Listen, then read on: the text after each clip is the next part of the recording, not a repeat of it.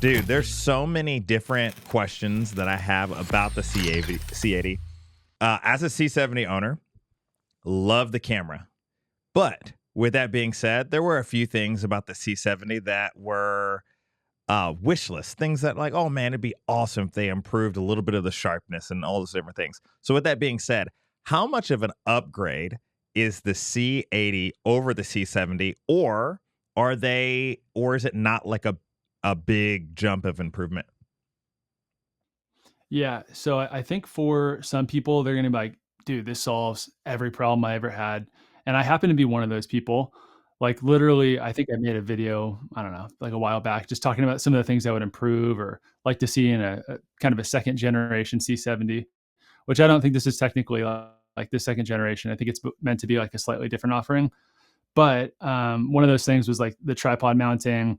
Second was the sharpness. Like some people say it's a little soft at 4K compared to the other cameras, which it is. And you know, it's a pro or a con depending on how you look at it.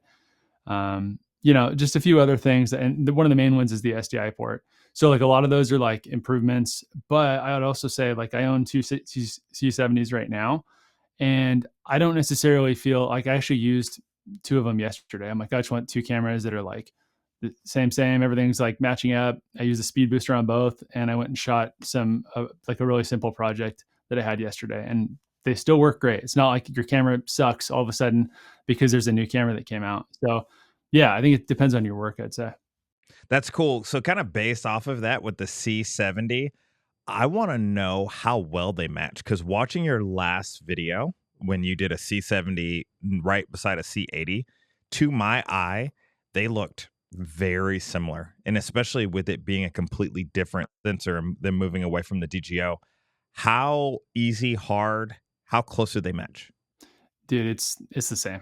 Like like I'm telling you, it's watching on YouTube, like it obviously you lose some like resolution and detail, and like it's not going to come through as good as like the source footage.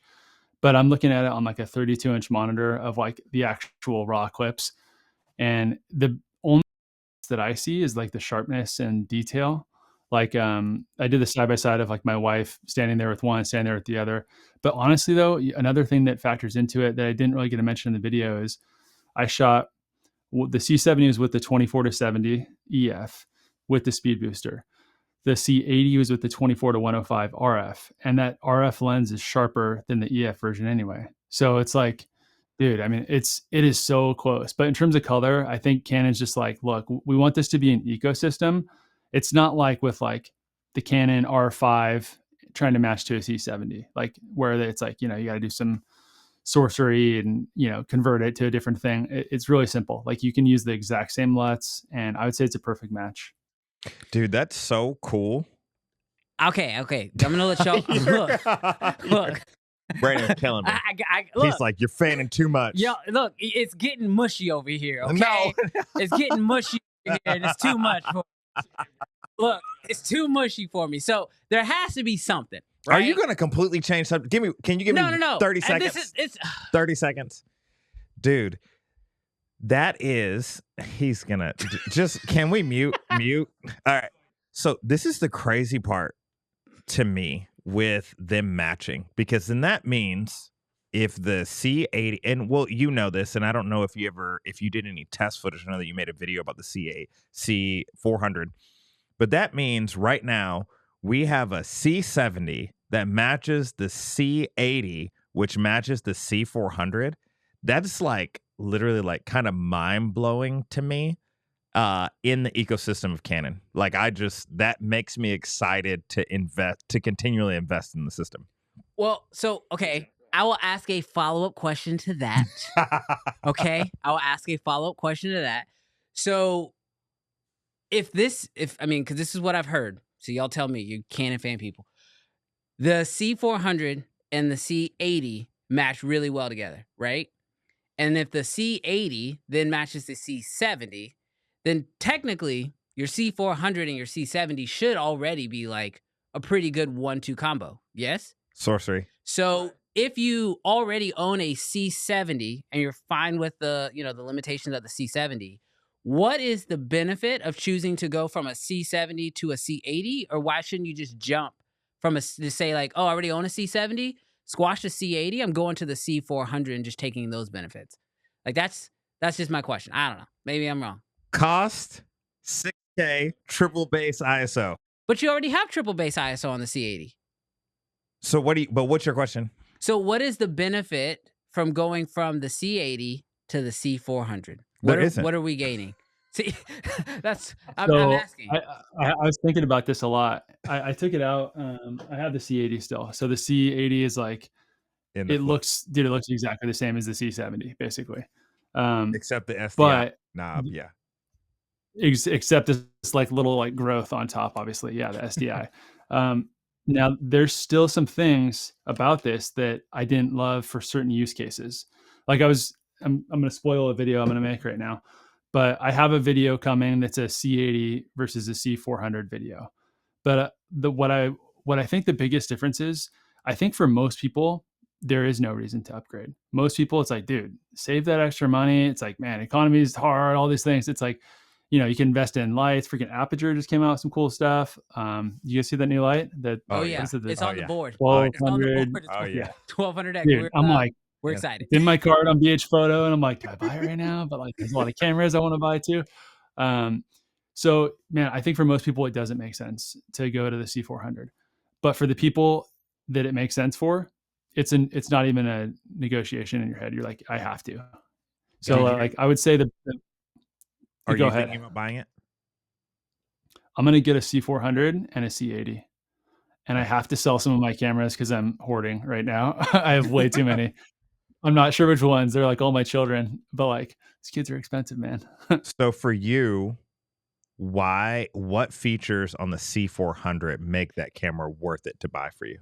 I'm filming on the C500 Mark II right now, and that's what the C400 will replace. So there's some things that just make it work better for certain things. One of them is the fact that it's a box. So you could take the side handle off and you could put a V mount on the back. So I have a video coming, I don't know what day it is, but probably like early next week, where we took the C80 out, we put it on the motor crane, which if you guys don't know what a motor crane, it's like one of those big, like, you know, Russian arm things that go in a car. We filmed some off-road stuff. Now here's a problem. The gimbal we use, it's right behind me. It's the Ronin 2. The Ronin 2's weight capacity, it requires minimum 8 pounds. So the C80 was too light. I ran the 24-105 with the C80, and it gave like a bunch of chatter. Like you could see all the vibrations coming through on the road. Whereas a lot of these bigger cameras that we run, bigger lenses, bigger camera body that are more square and symmetrical, they work much better in that application. So I would say, but like the reason I want a C80 is because like if you're using a single-handed gimbal, you know, you're just getting some quick B-roll with like a RS4 or something, it's a much better camera for that because the flip out screen. That's so cool. Yeah. All right. That makes sense. I'm satisfied.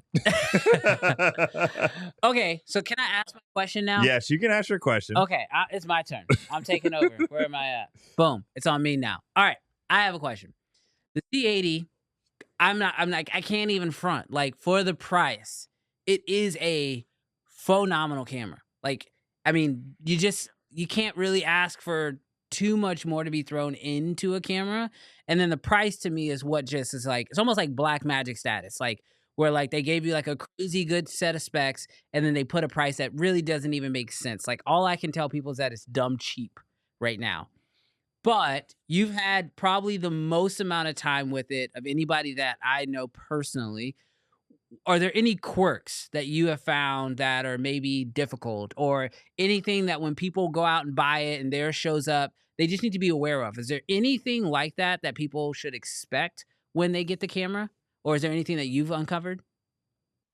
I would say if you're a C70 owner, it's like, I literally picked it up and I immediately went to a shoot with it, which, you know, you're not really supposed to do that. You're supposed to spend some time, like learn the menus, all that stuff.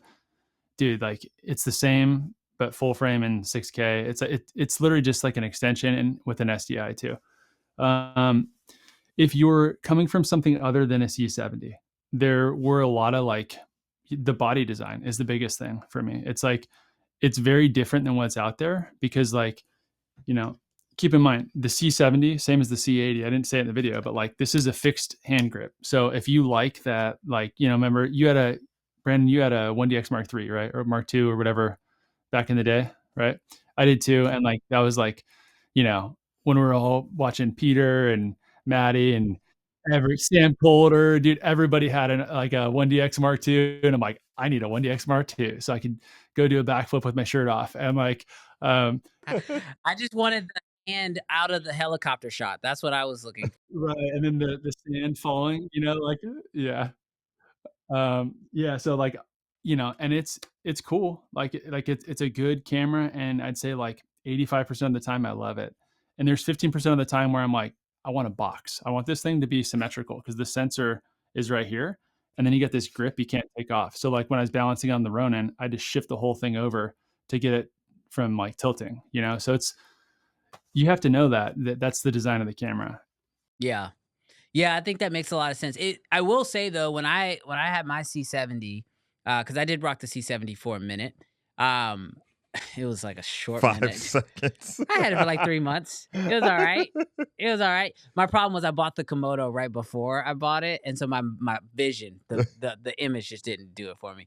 But I will say the grip is really nice when you want to use it. Like if you're going handheld with that thing, the grip is solid. It feels solid. But you are right. There are moments where that, like, with it not being quite so symmetrical, putting it on certain like gimbals and stuff is sort of a bit of a limitation.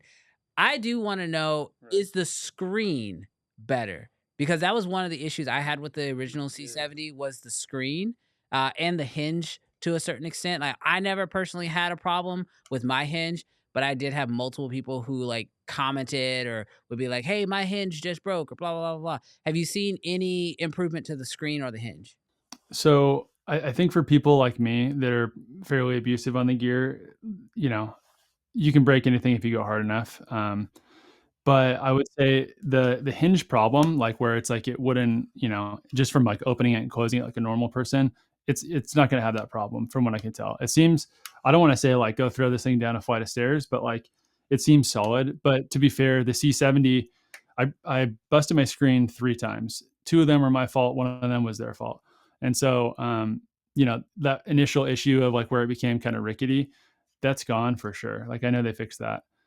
But there, in terms of like screen placement, if you're putting like a V mount on it or something like that, like if you want to run a V mount, maybe a bigger lens, focus motors, and all that kind of stuff, that's kind of where like the C400 comes in, because like the place I want to put my V mount is like right here, as close to as possible, and so I can like put the camera in close to like my chest when I'm shooting for stability. Yeah, I love in your video, you also mentioned the SDI placement. Cause at first I saw the same thing you did. I was like, oh, look, kind of like a growth on there. Mhm. But a lot of my SDI cables that I have, like I have a lot of like, little 3-inch, 4-inch SDI cables because I don't like having to like, wrap an SDI cable around, the swivel mount for the monitor. And I was like, oh, that's actually perfect. So now you can have super short SDI cables that could just go right onto your monitor, because 9 times out of 10 you are just going to attach your monitor right above the sensor, and so that's kind of a perfect place for them to be able to just run a quick little SDI port. Hey, wait. Were you about to hit the subscribe button? You were. Don't do that. No, I'm serious. Don't hit the subscribe button. We only want people here who love cameras, and so don't do it. Oh, you do love cameras? Well, you still probably should do it. Okay, you can go.